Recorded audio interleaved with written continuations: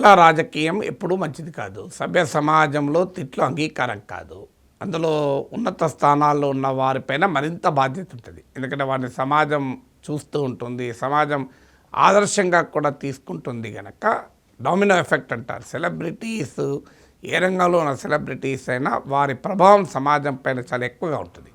అందువల్ల ముఖ్యమంత్రి అయినా, మాజీ ముఖ్యమంత్రి అయినా, మంత్రులైనా, రాజకీయ పార్టీల నాయకులైనా సభ్యతా సంస్కారాలకు లోబడి మాత్రమే మాట్లాడాలి.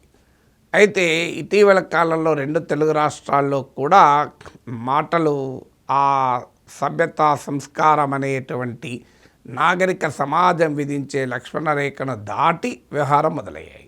దీంట్లో ఎవరు మొదలు, ఎవరు వెనక, ఎవరు స్టార్ట్ చేశారు ఇది చెప్పడం చాలా కష్టం. అది అనవసరమైన చర్చ కూడా. ఎవరు మొదలు పెట్టారు, ఎవరు తర్వాత రెస్పాండ్ అయ్యారని.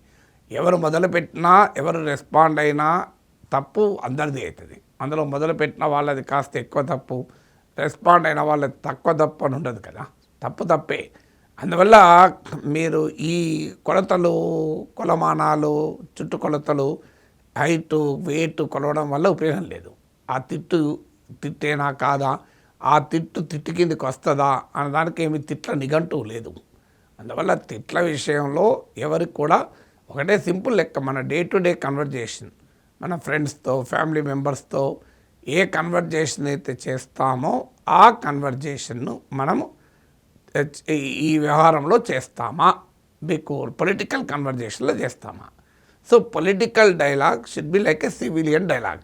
మనం ఫ్యామిలీ మెంబర్స్తో, ఫ్రెండ్స్తో ఏ రకమైన డీసెన్సీ అండ్ డెకోరంను ఫాలో అవుతామో అదే రకమైన డీసెన్సీ అండ్ డెకోరం రాజకీయాల్లో కూడా ఫాలో కావాలి. రాజకీయాల్లో శత్రువులు ఉండరు, ప్రత్యర్థులు ఉంటారు.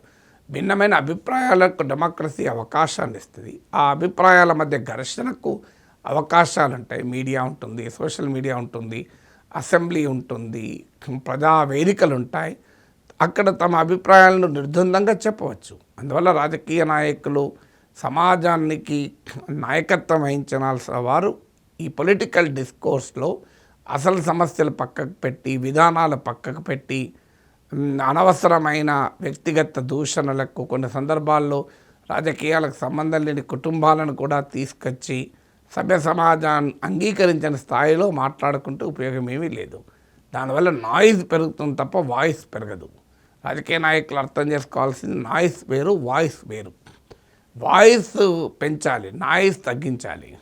కానీ ఇప్పుడు వాయిస్ తగ్గిపోతుంది, నాయిస్ పెరుగుతుంది రాజకీయాల్లో. అది ప్రమాదకరం.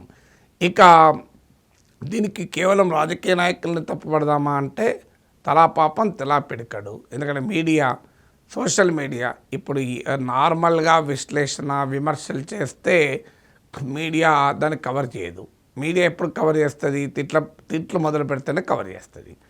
సో తిట్లు మొదలు పెట్టినప్పుడు కవర్ చేస్తే రాజకీయ నాయకులు ఇన్సెంటివ్ ఏంటి? మీడియాలో బాగా కవరేజ్ రావాలి అంటే తిట్టాలి. పేపర్లో పేజ్ 1లో వార్త రావాలంటే, ఓ థంబ్నెయిల్తో లక్షల మంది చూడాలంటే, టీవీలో దానిపైన చర్చ రావాలంటే, డిబేట్ మాటకు మాట అంటూ ఈ తిట్టు ఆ తిట్టు కలిపి 2 బాక్సులు పెట్టి ప్లే చేయాలంటే తిట్టాలి. మరి ఇందులో మీడియా తప్పు కూడా ఉంది కదా. ఒక్కసారి మీడియా కనుక మేము ఇలాంటి తిట్ల జర్నలిజాన్ని అంగీకరించము అని కనుక మీడియా నిర్ణయం తీసుకొని ఉంటే రాజకీయ నాయకులు ఎందుకు మాట్లాడతారు? రాజకీయ నాయకులకు కావాల్సింది తమ వాయిస్ అయినా, నాయిస్ అయినా జనం దగ్గరికి పోవాలి. తమ వాయిస్ను మీడియా పట్టించుకోవడం లేదు. అందువల్ల నాయిస్ ద్వారా సమాజానికి చేరాలన్నది వాళ్ళ ప్రయత్నం. ఇక ప్రజలేంటి, నార్మల్గా విమర్శ, వ్యాఖ్య ఉంటే అది ఎవరు చూడరు. అదే నీకు దారుణమైన తిట్టు ఉందనుకోండి, ఇంత తిట్టు ఎందుకు తిట్టారని ప్రశ్నిస్తూ దాని లక్షల మంది చూస్తారు.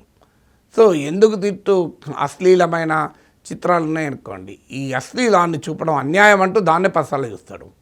అలాగే మీకు ఈ మధ్య మనం చూసాం, శివాజీ ఒక వ్యాఖ్య చేస్తే ఆ వ్యాఖ్య చేయడం తప్పంటూ విశ్లేషణ చేసిన వాళ్ళు ఆ వ్యాఖ్యను ఒక పసాలు పడారు.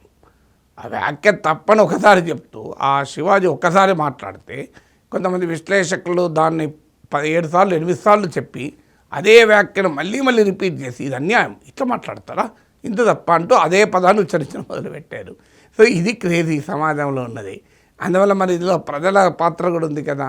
ప్రజలు దాన్ని పట్టించుకోలేనుకోలేండి. వెనుజులాపై దాడి ఎందుకు జరిగింది, ఇరాన్పై జరుగుతుందా, ప్రపంచ వ్యవస్థ ఎలా ఉంది, అమెరికా ఫెడ్ పైన ట్రంప్ ఎలాంటి వైఖరి తీసుకుంటున్నాడు, ఇలాంటి అంశాలు చూశారనుకోండి రాజకీయ నాయకులు కూడా అవే మాట్లాడతారు. లేదు మీరు తిట్లే చూస్తే రాజకీయ నాయకులు తిట్లే చెప్తారు. డిమాండ్ అండ్ సప్లైకి డిమాండ్ ఉన్నంత కాలం సప్లై వస్తూనే ఉంటుంది.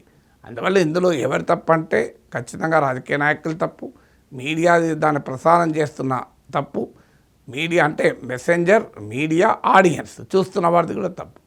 చూసేవారే లేకపోతే ఆ వ్యాఖ్యలు రానే రావు. ఎందుకంటే అల్టిమేట్గా చూసేవారిని ఇంప్రెస్ చేయడానికే కదా ఈ నాయిస్ అంతా.